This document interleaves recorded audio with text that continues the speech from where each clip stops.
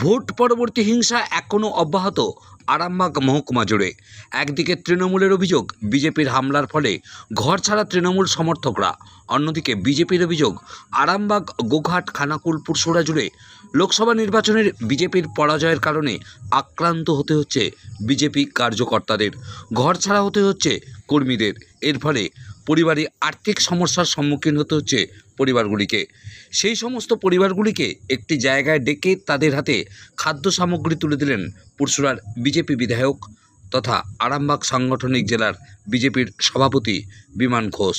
খাদ্য সামগ্রী তুলে দেওয়ার পর বলেন, ভোট কেটে গেলেও আরামবাগ মহকুমা জুড়ে বহু বিজেপি কর্মী কার্যকর্তারা এখনও ঘরছাড়া, তাদের ঠিক সময়েই ঘরে ফেরানো হবে। দেখুন কি বলছেন পুরসুরার বিজেপি বিধায়ক বিমান ঘোষ। আমরা শুনব পুরসুরা থেকে নিজস্ব সংবাদদাতা রিপোর্ট, নিউজ 7 সকাল লাইভ।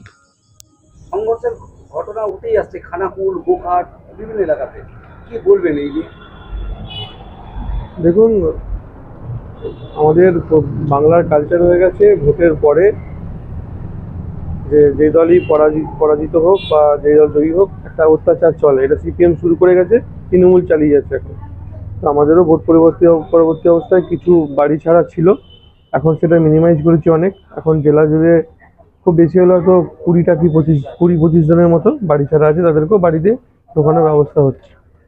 আজকে আমি এসেছিলাম পুরসুরা বিধানসভায় শ্রীরামপুর এলাকায়, যেখানে আমাদের কার্যকর্তারা বাড়ির বাইরে বেশ কয়েকদিন বেরোতে পারেনি, আর্থিক অবস্থা একটু খারাপ আছে, কাজে যেতে পারেনি, সেখানে কিছু সহযোগিতা।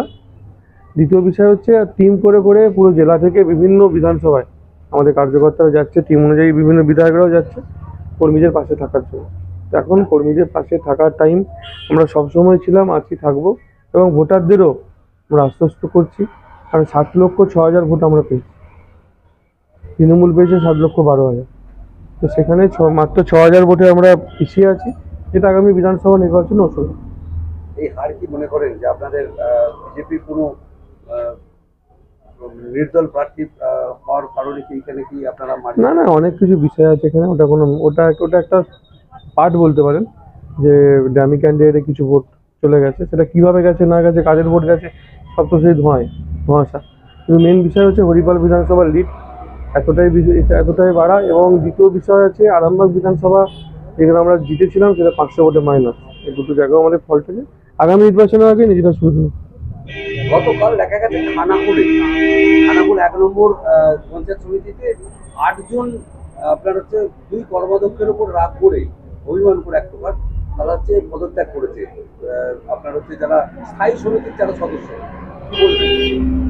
তৃণমূল কংগ্রেসের মধ্যে সব চলতেই থাকে নাটক। দেখবেন টাকা পয়সার বিষয় আছে, মিটে গেলে আবার ঠিক হয়ে যায়।